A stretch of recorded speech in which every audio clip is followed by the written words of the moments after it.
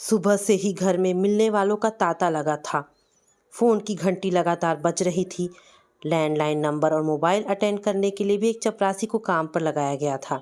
वही फ़ोन पर सबको जवाब दे रहा था कि साहब अभी बिजी हैं, जैसे ही फ्री होते हैं उनसे बात करा दी जाएगी।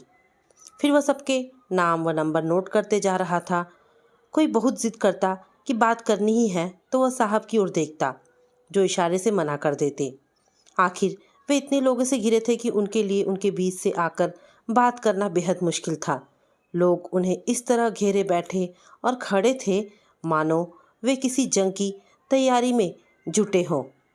सांत्वना को संवेदनशीलता के वाक्यों में पिरोकर हर कोई इस तरह उनके सामने अपनी बात इस तरह रखने को उत्सुक था मानो वे ही उन सबके सबसे बड़े हितैषी हो। बहुत दुख हुआ सुनकर, बहुत बुरा हुआ इनके साथ। सर, आपको तो हम वर्षों से जानते हैं, आप ऐसे हैं ही नहीं। आप जैसा ईमानदार और सज्जन पुरुष ऐसी नीच हरकत कर ही नहीं सकता है। फंसाया है उसने आपको, और नहीं तो क्या। सुधीर सर को कौन नहीं जानता। ऐसे डिपार्टमेंट में होने के बावजूद जहाँ बिना रिश्वत लिए एक कागज़ तक आगे नहीं सरकता, इन्होंने कभी रिश्वत नहीं ली। भ्रष्टाचार से कोसों दूर है और ऐसी गिरी हुई हरकत तो ये कर ही नहीं सकते। सर, आप चिंता ना करें, हम आप पर कोई आँच नहीं आने देंगे। एमसीडी इतना बड़ा महकमा है, कोई ना कोई विवाद या आक्षेप तो यहाँ लगता ही रहता है। आप इस बात को दिल पर ना लीजिएगा सर। महिमा को कौन नहीं जानता है कि वह किस टाइप की महिला है। कुछ लोगों ने चुटकी ली। भीड़ बढ़ने के साथ साथ लोगों की सहानुभूति धीरे धीरे फुसफुसाहटों में तब्दील होने लगी थी। सहानुभूति व साथ देने का दावा करने वालों के चेहरे पर बिखरी अलग ही तरह की खुशी भी दिखाई दे रही थी। कुटिलता उनकी आंखों से साफ झलक रही थी, मानो कह रही हो, बहुत बोलता था हमें कि हम रिश्वत लेते हैं, तू तो उससे भी बड़े इल्ज़ाम में फंस गया। सस्पेंड होने के बाद क्या इज्जत रह जाती है, उस पर केस चलेगा वो अलग। फिर अगर दोष साबित हो गया तो बेचारा गया काम से, ना घर का रहेगा ना बाहर का। सुधीर जी की पत्नी वंदना सुबह से अपने कमरे से बाहर नहीं निकली थी, जब से उन्हें अपने पति के सस्पेंड होने और उन पर लगे इल्ज़ाम के बारे में पता चला था। उनका रो रो कर बुरा हाल था। सुधीर ऐसा कर सकते हैं, उन्हें विश्वास तो नहीं हो रहा था, पर जो सच सबके सामने था उसे नज़रअंदाज करना भी उनके लिए मुश्किल था। एमसीडी में इतने बड़े अफसर, उनके पति सुधीर ऐसी नीच हरकत कर सकते हैं, ये सोचकर ही वे कांप जाती। दोपहर तक घर पे आए लोग धीरे धीरे सुधीर जी से हाथ मिलाकर खिसक लिए। संडे का दिन था, इसलिए सब घर पर मिलने चले आए थे, वरना बेकार ही लीव लेनी पड़ती या ना आने पाने का बहाना बनाना पड़ता। बहुत से लोग मन ही मन इस बात से खुश थे। उनके विरोधी, जो हमेशा उनकी ईमानदारी से जलते थे, वे भी उनका साथ देने का वादा कर वहाँ से खिसक लिए। थके, परेशान और बेइज्जती के एहसास से घिरे सुधीर पर तो जैसे विपदा आ गई थी। उनकी बरसों की मेहनत इस तरह पानी में बह जाएगी, शर्म से उनका सिर झुका जा रहा था। बिना कोई गलती किए इतना अपमान सहना, फिर घर परिवार, दोस्त, नाते रिश्तेदारों के सवालों के जवाब देने। वे लड़खड़ाते कदमों से बेडरूम में आ गए। उन्हें देखते ही वंदना, जिनके मायके वाले उन्हें वहाँ मोर्चा संभाले बैठाए दी थे, कमरे से बाहर जाने लगी तो सुधीर ने उनका हाथ पकड़ लिया। मैं वंदना से अकेले में बात करना चाहता हूँ, आपसे विनती है आप थोड़े समय के लिए बाहर चले जाएं। सुधीर ने बहुत ही नम्रता से अपने ससुराल वालों से कहा।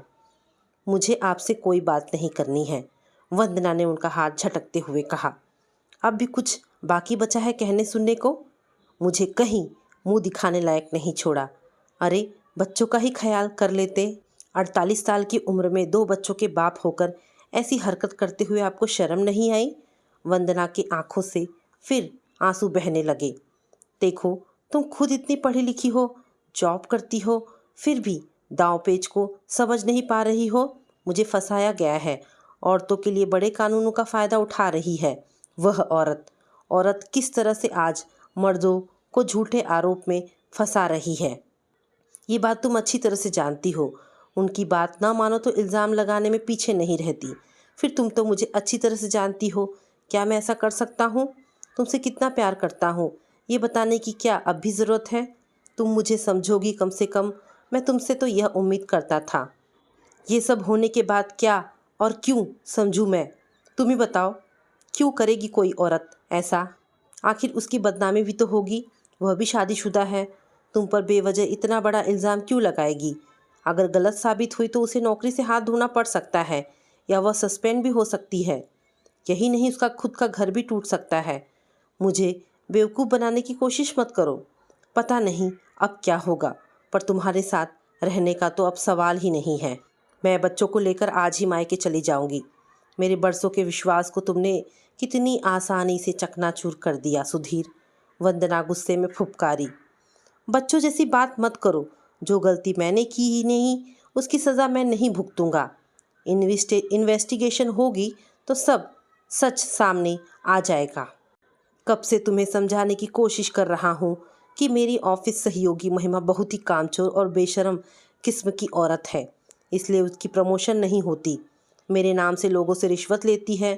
तुम्हें पता ही है, एमसीडी ऐसा विभाग है जो सबसे भ्रष्ट माना जाता है। एक से एक निकम्मे लोग भी पैसे वाले बनकर घूम रहे हैं।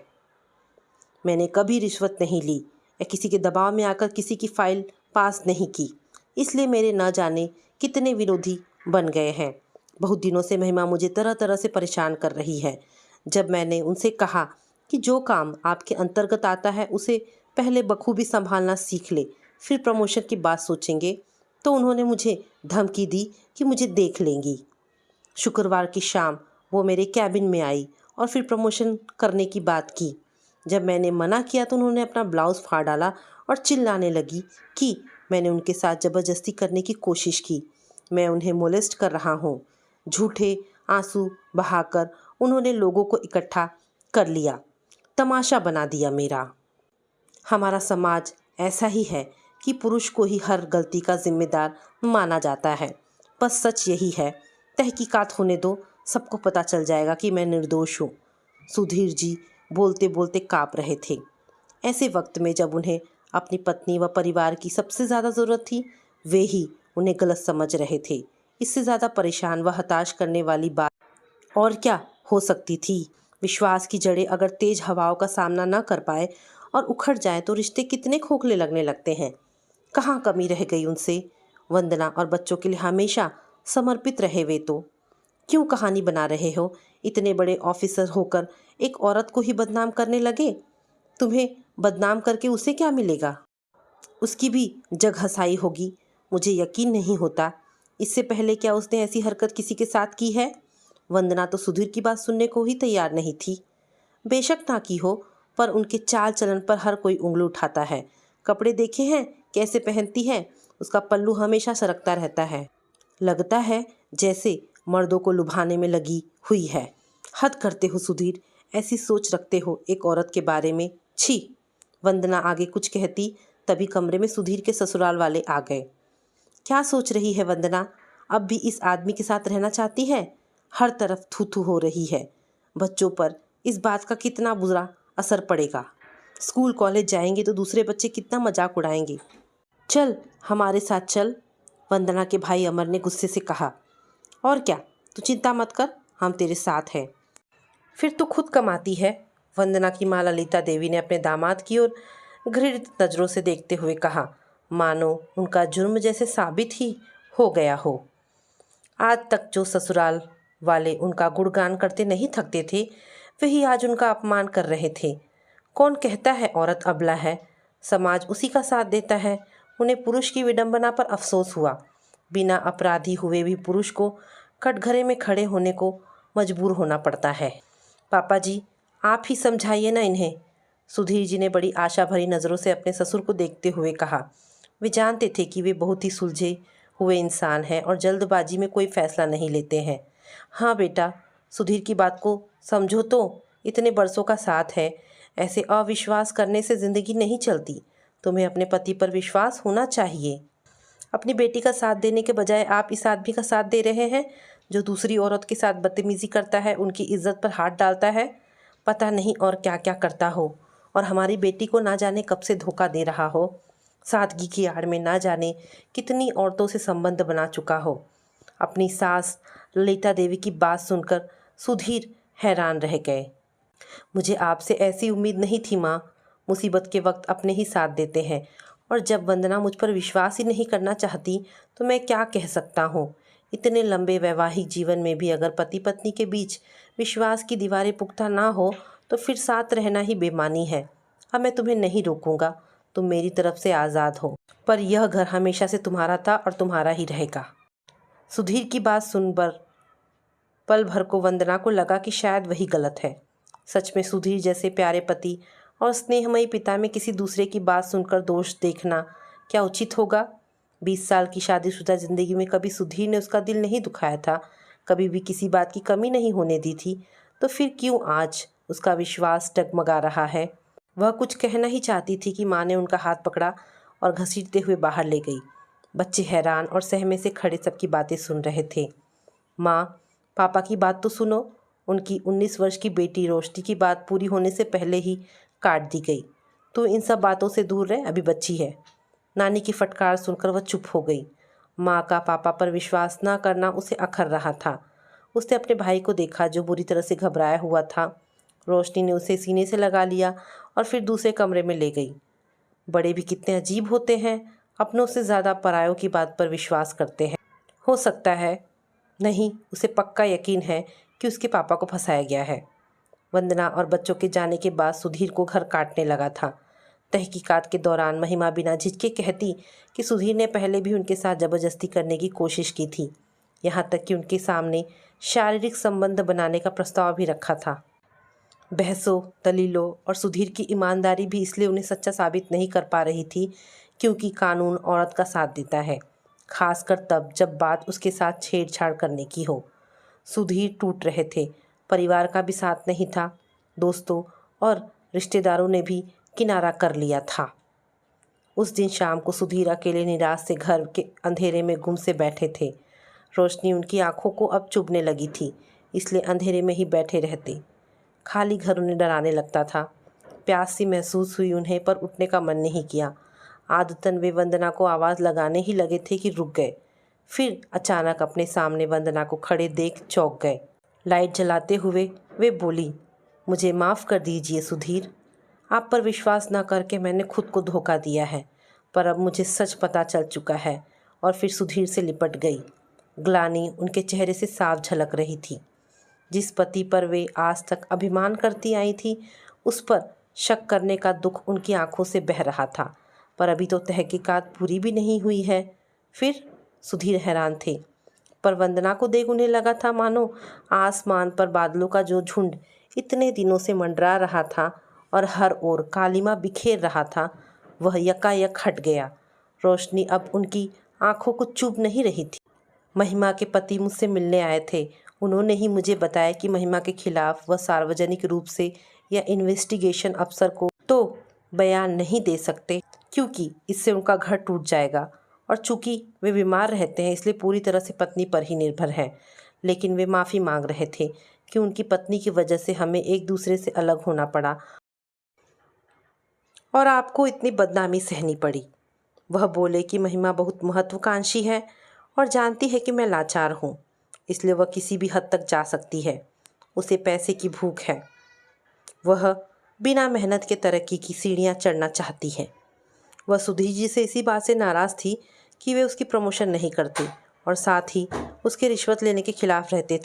सुधीर सर ने शायद उसे वार्निंग भी दी थी कि वे उसके खिलाफ एक्शन लेंगे, इसलिए उसने ये सब खेल खेला। मैं उसकी तरफ से आपसे माफ़ी मांगता हूँ और रिक्वेस्ट करता हूँ कि आप सुधीर सर के पास वापस लौट जाएं। मुझे भी माफ़ कर दीजिए सुधीर, हम साथ मिलकर इस मुसीबत से बाहर निकलें का रास्ता ढूंढ लेंगे।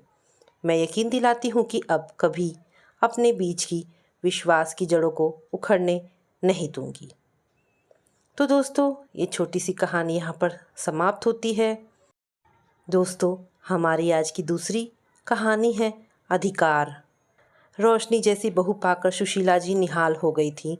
रूप गुण व्यवहार में अव्वल रोशनी ने सहर्ष घर की बागडोर थाम ली थी, लेकिन उसे अपनी अलमारी की चाबी का गुच्छा देते हुए आखिर क्यों सुशीला जी का दिल दहल उठता और दिल में तरह तरह के विचार उठने लगते थे। सुशीला जी अलसाई सी उठी, एक जोरदार अंगड़ाई ली।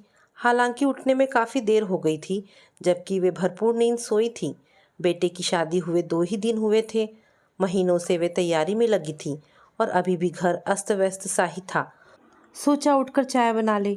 बहू को अपने हाथों से चाय पिलाने की इच्छा से जैसे उनके अंदर चुस्ती आ गई। वे किचन की ओर बढ़ी ही थी कि ट्रे में चाय के कप को सजाए बहू आती दिखी। साथ में प्लेट में बिस्कुट भी रखे थे। चलिए मम्मी, साथ में बैठकर चाय पीते हैं। कितनी थकी थकी सी लग रही हैं। पल भर को तो सुशीला जी अवाक रह गई। उन्हें उम्मीद नहीं थी कि शादी के 2 दिन बाद बहू स्वयं रसोई में जाकर चाय बना लेगी और उनके साथ साथ पीने को भी कहेगी। चाय पीते पीते उन्हें याद आया कि आज तो बहू पग फेरे के लिए मायके जाएगी। बेटा, कितने बजे आएंगे तुम्हारे भाई तुम्हें लेने? मम्मी, शाम तक ही आएंगे। आप बता दीजिए कि क्या बनाना है। और मम्मी, मायके भी तो कुछ लेकर जाना होगा। ठीक है, देखते हैं, तुम चिंता मत करो, मैं सब तैयारी कर दूंगी। तुम जाकर तैयार हो जाओ। अभी 2 दिन हुए हैं तुम्हारी शादी को। अभी से काम की टेंशन मत लो। आस पड़ोस की औरतें और रिश्तेदार भी आएंगे तुम्हारी मुंह दिखाई करने। कम से कम हफ्ते भर तो ये सिलसिला चलेगा। सुशीला जी ने अपनी बहू रोशनी से कहा। थोड़ी देर बाद रोशनी तैयार होकर आ गई। कितनी सुंदर लग रही है। सुशीला जी ने मन ही मन सोचा, नैन नक्श गठन और स्वभाव सब नपे तुले हैं। लगता ही नहीं कि उसे 2 ही दिन हुए हैं इस घर में आए। कितनी जल्दी घुल मिल गई है सबसे। मम्मी, जरा चाबी तो देना, खाने का सामान, नई क्रॉकरी वगैरह निकालनी है। मैं चाहती हूँ कि भैया के आने से पहले ही सारी तैयारी कर लूँ, ताकि फिर आराम से बैठकर गप्पे मारी जा सके। रोशनी ने बहुत ही सहजता से कहा। सुनते ही सुशीला जी का पारा 7वें आसमान पर पहुँच गया। आते ही उनके चाबी के गुच्छे पर अधिकार जमाना चाहती है, पर प्रत्यक्ष में कुछ नहीं बोली। मना भी नहीं कर सकती थी, इसलिए चाबी दे दी। जब से वे इस घर में ब्याह कर आई थी, पहली बार उन्होंने किसी को चाबी दी थी। मन में तरह तरह के विचार आने तो स्वाभाविक थे। अब आप निश्चिंत होकर बैठिए, मैं सब मैनेज कर लूँगी। शादी की वजह से कितनी थक गई हैं आप। रोशनी ने चाबी का गुच्छा उनसे लेते हुए कहा। रसोई से खटर पटर की आवाज़ें आती रहीं। बीच बीच में रोशनी पूछती भी जाती कि फला चीज़ कैसे बनेगी या फला चीज़ कहाँ रखी है। वे अपने कमरे में बैठी बैठी जवाब देती रही, पर जब देखा कि बहू की मदद करने बेटा भी रसोई में पहुंच गया है तो उन्हें वहां जाना ही पड़ा। बहू ने 10-12 डिश बनाने के लिए सामान निकाला हुआ था। उनके सबसे कीमती क्रॉकरी और कटलरी सेट टेबल पर लगे हुए थे। यहाँ तक कि अपने सामान से उसने टेबल मैट्स निकाल कर भी सजा दिए थे। उनका नया कुकर, कढ़ाई और करछियाँ भी धो पोंछ कर करीने से रखे हुए थे। किचन के स्लैब पर भी सामान बिखरा हुआ था। इतना फैलाव देखकर उन्हें पल भर को कुढ़न तो हुई, पर रोशनी के चेहरे पर छाई खुशी और जोश को देखकर वे कुछ बोली नहीं। चाबी का गुच्छा बहू की कमर में लटक रहा था। उनका मन हुआ कि वे उसे मांग ले, पर हिम्मत ही नहीं हो रही थी। इतनी सारी चीज़ें बनाते बनाते दोपहर के 3 बज गए थे। मम्मी, अब आप जाकर थोड़ी देर आराम कर लीजिए। और हाँ, ये आपकी चाबियाँ। रोशनी ने जैसे ही उन्हें चाबियों का गुच्छा थमाया, उन्होंने उसे ऐसे पकड़ लिया मानो कोई बहुत कीमती चीज़ उनके हाथ में आ गई हो। शाम को रोशनी का भाई, भाभी, बच्चे, उसकी छोटी बहन सब आए। हर थोड़ी थोड़ी देर बाद वह उनसे चाबी मांगती। मम्मी, ज़रा ये निकालना है, चाबी दीजिए ना। ये चीज़ तो निकाली ही नहीं। निकाल देती हूँ। मेरे ससुराल में भैया पहली बार आए हैं, उन पर अच्छा इम्प्रेशन पड़ना चाहिए। वे चाबी का गुच्छा ज़रूर उसे देती, पर जब तक उन्हें वापस नहीं मिल जाता उनका सारा ध्यान उसी पर अटका रहता। सेवा सत्कार में शाम हो चली थी। रोशनी अपने भैया के साथ मायके के लिए प्रस्थान कर गई। अगले दिन उनका बेटा अमित रोशनी को उसके मायके से ले आया। वो उनसे गले लगकर ऐसे मिली मानो उनसे पल भर की जुदाई बर्दाश्त ना हो। सुशीला जी को रोशनी का उन पर इस तरह स्नेह उड़ेलना बहुत अच्छा लग रहा था, पर भीतर से उन्हें यह बात भी तंग कर रही थी कि कहीं रोशनी उनके चाबी के गुच्छे पर अधिकार कर उनकी सत्ता को ही चुनौती ना दे दे। रोशनी का यूँ खुले मन से इस घर को अपनाना उन्हें बहुत खुशी दे रहा था, लेकिन एक तरफ जहाँ उन्हें रोशनी का चुलबुलापन और उसकी स्मार्टनेस अच्छी लग रही थी, वहीं दूसरी ओर डरा भी रही थी। कितने ही घरों में वे ऐसा होते देख चुकी थी कि बहू के आते ही बेटा तो पराया हो ही जाता है, साथ ही बहू सास को भी बिल्कुल कठपुतली बना देती है। मार्केट में उस दिन शिमला ने भी तो उन्हें सतर्क किया था, संभल कर रहना सुशीला, अब बहू आ गई है। आजकल की लड़कियां बिल्कुल मीठी छुरी होती हैं, लच्छेदार बातों में फंसाकर सब हथिया लेती हैं।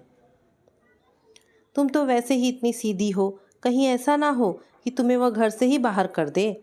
सुशीला जी जब भी रोशनी को देखती या उसके व्यवहार से खुश होती, उनका दिल यह सब मानने को तैयार नहीं होता।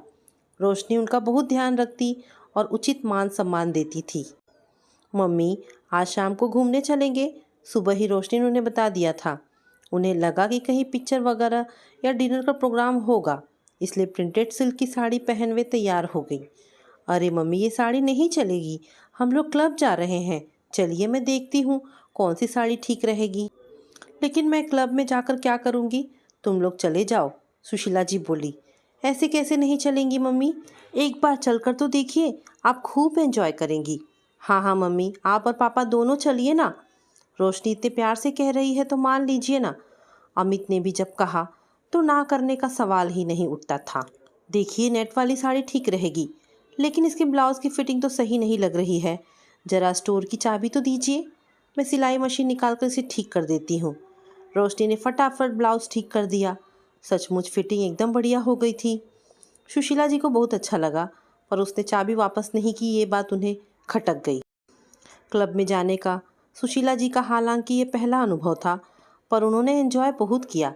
बीच बीच में उन्हें ये ख्याल परेशान करने लगता कि बहू के पर्स में चाबी है। घर लौटकर भी दिमाग में इसी परेशानी को लेकर वे सोई। सुबह का चाय नाश्ता सब रोशनी ने तैयार कर दिया, और वह भी बिना किसी गलती या देरी के। वे लगातार यही सोचती रही कि आखिर चाबी का गुच्छा मांगे कैसे। पता नहीं बहू उनके बारे में क्या सोचेगी, या कहीं बेटे के ही कान ना भर दे। अगली सुबह उनके कमरे में आकर रोशनी उनकी अलमारी खोलकर बैठ गई। मम्मी, आपका आज वार्डरोब देखा जाए, जो बेकार साड़ियाँ हैं उन्हें हटा दें, और जो ब्लाउज ठीक करने हैं वे भी ठीक करके रख देती हूँ। सुशीला जी उसे हैरानी से देखती रही। कहती भी तो क्या।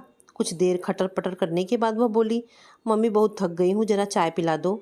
चाय बनाकर वे लौटी और ट्रे को कॉर्नर टेबल पर रख दिया। चाबी का गुच्छा वहीं रखा हुआ था। उसे देखते ही उनकी आंखों में चमक आ गई, लेकिन सवाल ये था कि वे उसे उठाए कैसे। तभी रोशनी का मोबाइल बजा और वह बात करने के लिए अपने कमरे में चली गई। सुशीला जी ने तुरंत चाबी का गुच्छा उठा लिया, अपनी अलमारी को ताला लगा दिया और निश्चिंत होकर काम में लग गई। चाबी का गुच्छा हाथ में आते ही उन्हें लगा मानो जंग जीत ली हो। उसके बाद से सुशीला जी थोड़ा ज़्यादा सतर्क हो गई। रोशनी चाबी मांगती तो वे चाबी देने के बजाय खुद वहां जाकर ताला खोल देती, या उसके पीछे पीछे जाकर खड़ी हो जाती और खुद आगे बढ़कर ताला बंद कर देती।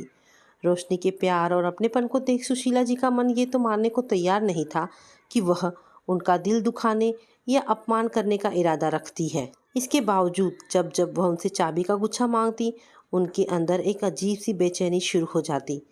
फिर उसे मांगने का बहाना तलाशने लगती। बेटा, स्टोर से कुछ सामान निकालना है, ज़रा चाबी देना।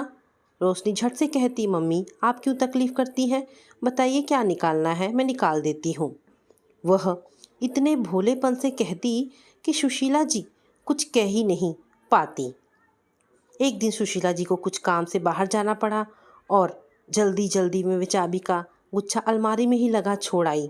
सारा वक्त उनका दिल धड़कता रहा कि अब तो रोशनी उसे निकाल कर अपने पास रख लेगी। जब वे घर लौटी तो देखा अलमारी बंद थी और गुच्छा नदारद था। वे सोचने लगी, ना जाने मेरे पीछे से इस लड़की ने क्या क्या सामान निकाल लिया होगा।